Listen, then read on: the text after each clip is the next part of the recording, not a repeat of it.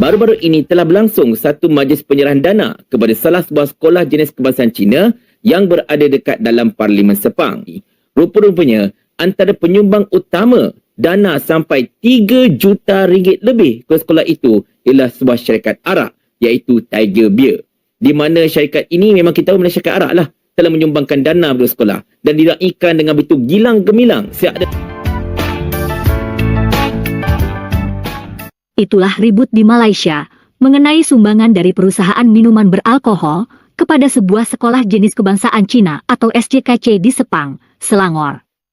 Masalah ini menjadi kontroversial karena perusahaan minuman arak dilarang promosi di sekolah. Tapi, penyumbang tampaknya memasang merek produk mereka itu besar-besar dalam acara penyerahan sumbangan itu. Keruan saja, kegiatan tersebut mendapat kecaman keras dari partai-partai Melayu yang kini menjadi oposisi terhadap pemerintah. Saat ini, kaum Melayu palsu atau kaum Melayu British di negeri kasino memang sedang kebingungan. Mereka mengusung jargon Melayu Islam, tapi pada dasarnya mereka tidak bisa berbuat banyak terhadap berbagai kebijakan pemerintah Malaysia. Jadi slogan Melayu Islam sejak dulu sebenarnya hanya sebatas slogan politik. Realitasnya, Malaysia tak ubahnya sebagai negara sekuler pada umumnya. Kalau tidak percaya, marilah kita tanyakan pada aplikasi ChatGPT mengenai jenis perjudian di Malaysia yang dibiarkan, bahkan sebagian besar adalah legal atau diizinkan. Kami menggunakan aplikasi ChatGPT Indonesia. Kita tulis saja, sebutkan jenis perjudian di Malaysia. Dan inilah jawabannya. Urutan pertama, ada kasino legendaris sekaligus menjadi ikon penting Malaysia, yakni kasino di Genting Highland, yang dulu direstui oleh Bapak Malaysia Tunku Abdul Rahman. Yang kedua, ada perjudian lotre yang dilegalkan, seperti Magnum, Sports Toto, Damacai, dan sebagainya.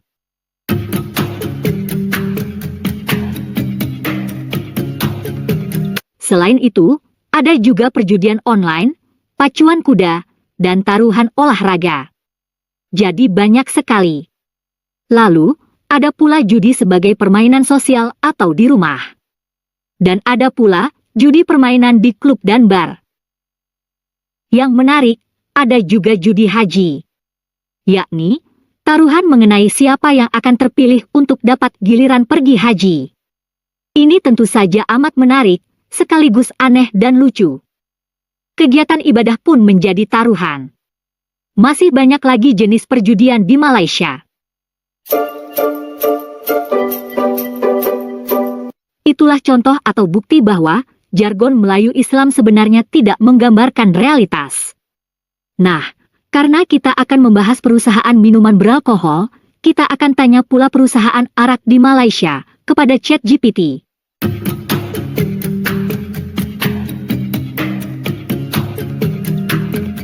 Dan inilah jawabannya.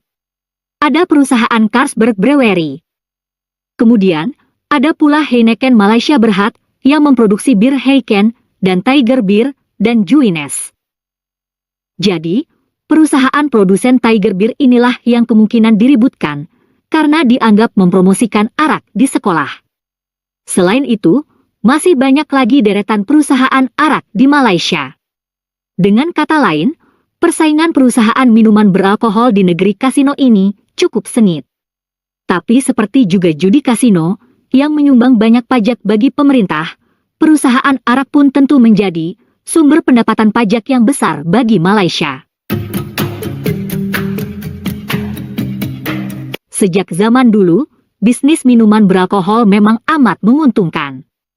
Jangan heran bila Tiger Beer sanggup menyumbang hingga 3 juta ringgit, atau sekitar 10 miliar rupiah.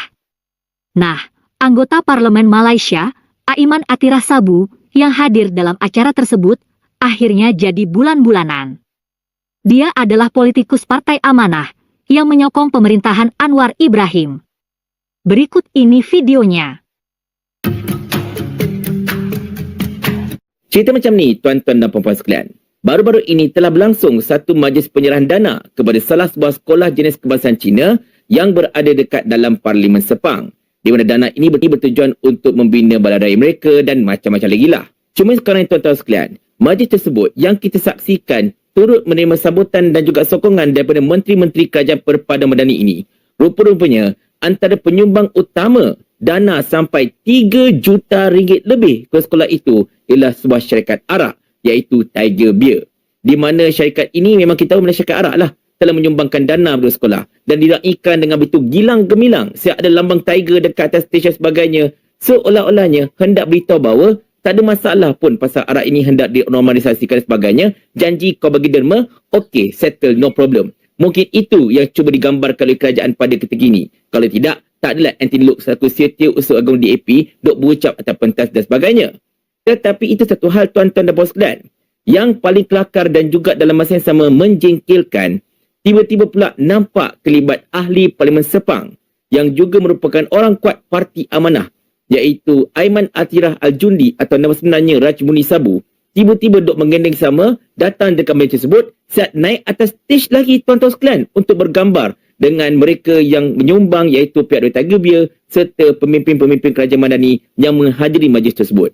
Dan dalam ramai-ramai tersebut, dia seorang saja Islam tuan-tuan sekalian, yang lain semua bukan Islam. Dan benda ini memang mengundang kritikan yang gila-gila punya daripada netizen, termasuklah page daripada Public Health Malaysia, di mana Public Health Malaysia mengatakan bahawa arak ini merosakkan dan tidak sepatutnya dinormalisasikan untuk orang kata apa di kalangan pelajar sekolah dan sebagainya.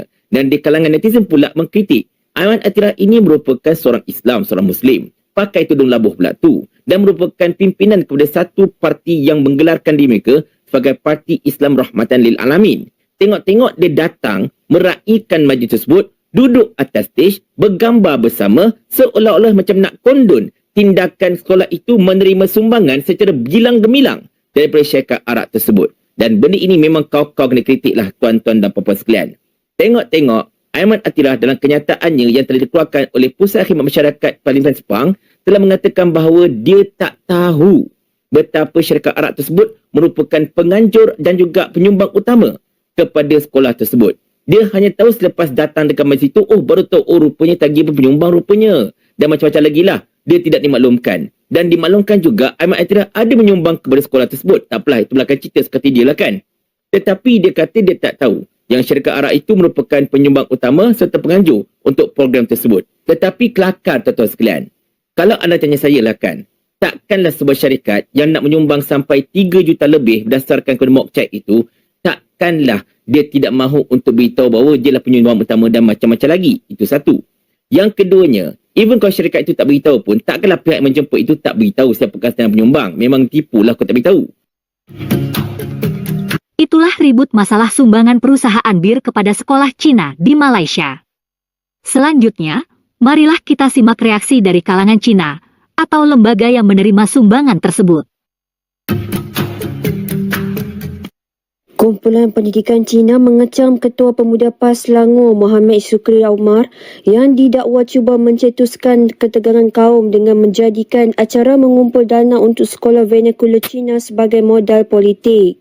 Persatuan Jawatan Kuasa Sekolah Cina Bersatu Dongzhong dan Persatuan Guru Sekolah Cina Bersatu Jiaozhong berkata, sasaran sebenar serangan Syukri adalah timbalan Menteri KPKT merangkap Ahli Parlimen Sepang Amanah Aiman Atirah Sabu. Kedua-dua kumpulan yang secara kolektif dikenali sebagai Dong Jiaozhong berkata, mereka meluat dengan tingkah laku oportunis tersebut yang bertujuan untuk menyerang pesaing politik dengan mengorbankan hubungan etnik Malaysia.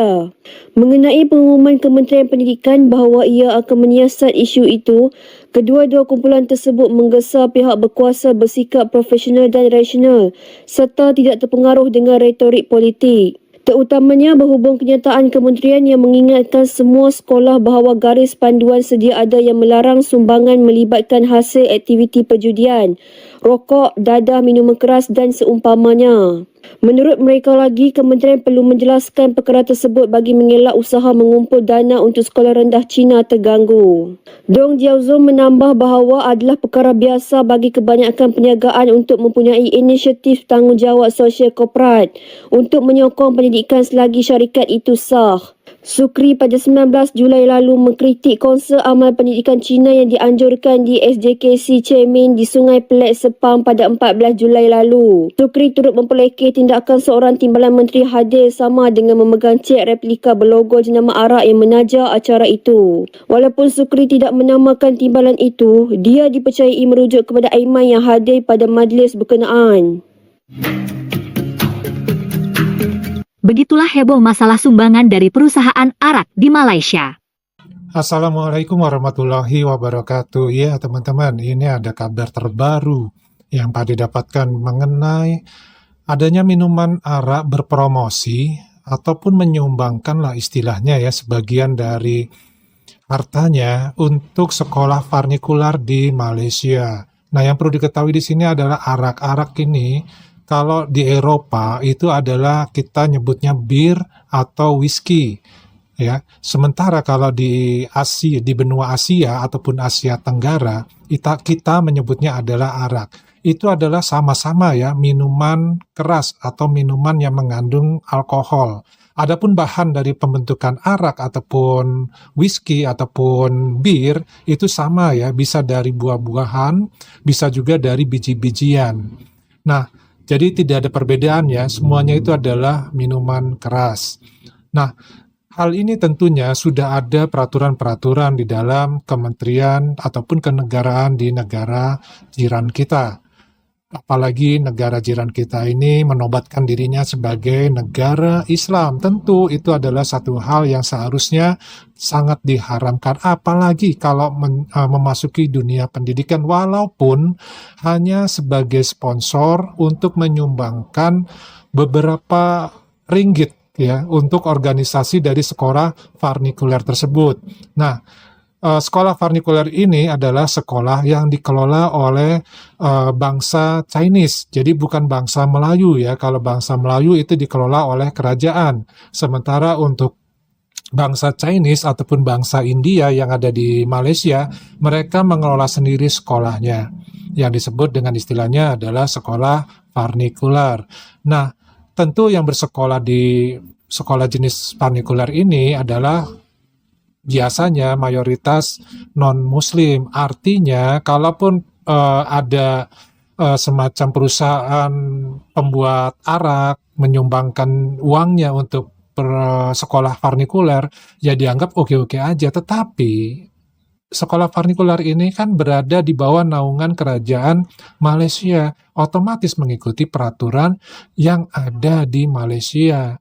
Ya, tentu ini salah satunya sebenarnya melanggar, tetapi faktanya di sini ternyata bisa. Bahkan ya, nama perusahaannya itu sendiri jelas-jelas tertera yang ada di dalam sekolah tersebut. Artinya apa? Artinya memang benar sekali kalau ternyata memang yang namanya perusahaan jenis arak ini ya bisa memasuki sekolah-sekolah di Malaysia, terutama sekolah varnikular.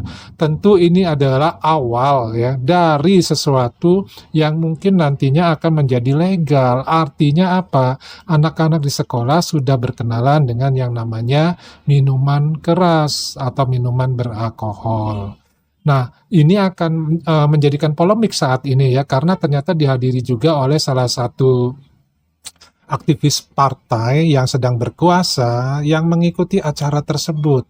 Ya, kita tidak tahu kenapa alasannya, tapi dari uraian yang diucapkan tadi, dari berita yang kita dengarkan dan kita tonton tadi, jelas itu adalah katanya tidak paham ternyata ada pendanaan dari perusahaan arak. Padahal ya itu tidak mungkin tidak tahu. Masa sih ada ajudannya, ada sopirnya yang tidak memberitahukan bahwa acara tersebut disponsori oleh perusahaan apa. Ini sesuatu yang ya lelucon ya kalau menurut tadi. Jadi Islaminya itu di mana? Ketika ya ada utusan perwakilan dari parti yang kita perhatikan di sini ya, anggota parti ini sendiri atau utusan parti sendiri ini jelas-jelas menggunakan pakaian muslim ya. Jadi otomatis agamanya adalah Islam. Tapi ya mensyahkan atau membolehkan, bukannya menolak. Ya, jadi ketika dia paham, ketika dia tahu bahwa yang menyumbang itu adalah dari perusahaan arak, ya, dia tidak menolak ataupun mengkritik. Ya, kalaupun tidak berani mengkritik langsung ya dengan suara gitu, ya caranya kan gampang ya, tinggalkan saja. Jadi tidak jadi ke situ, ya kan? Artinya apa? Artinya dia membuat sikap yang jelas-jelas menolak. Kalau ini kan enggak, dia malah kalau dilihat fotonya tersenyum ketika difoto sama-sama dengan beberapa siswa dan juga utusan dari perusahaan arak tersebut. Nah, dari sini ya bingung juga menyebutnya ya. Minta disebutkan sebagai negara Muslim dan mereka sendiri memang sudah mendeklarasikan sebagai negara Muslim. Buktinya ya, setiap orang berbangsa Melayu itu harus beragama Islam. Ya. Kemudian juga kalau bulan puasa ada orang Melayu tidak berpuasa, maka itu akan ada hukumannya, baik itu denda ataupun pidana. Bila alasannya tidak sesuai dengan syariat, dia tidak berpuasa. Kemudian di sisi lain, tetapi dia negeri ini melegalkan yang namanya perjudian. Baik itu perjudian yang memang difokuskan di satu wilayah, ataupun perjudian yang legal berada di masyarakat. Nah, sekarang ditambah lagi dengan adanya perusahaan arak. Ya, nah ini menambah menjadi Pak D bingung sendiri gitu loh. Apakah bisa seperti itu ya? Ya nggak tahu juga deh ya seperti apa mereka berbuat ya. Kita hanya menonton saja. Kita hanya mengikuti perkembangannya saja. Nah dari sini kita pun bisa mengambil satu pelajaran bahwa ternyata kalau semuanya sudah dihubungkan dengan politik, maka apapun bisa terjadi. Termasuk di dalam negeri jiran kita ini. Memang mereka mengatakan bahwa arak itu haram, tetapi ketika sudah masuk ke ranah politik, apalagi berhubungan dengan uang, ya sudah, inilah yang terjadi. Nah, teman-teman, dari sini hendaknya kita lebih bisa mencermati mana yang baik dan mana yang tidak baik. Tentu kalau sudah ada hal seperti ini, ya tentu saja kalau misalkan sumbangan itu hasil dari perusahaan arak, artinya uang itu halal atau haram. Nah, gimana menurut teman-teman? Tulis ya di kolom komentar. Daripada cukup dulu videonya, nanti kita bahas lagi, kita reaksi lagi video yang lainnya. Wassalamualaikum warahmatullahi wabarakatuh. Salam.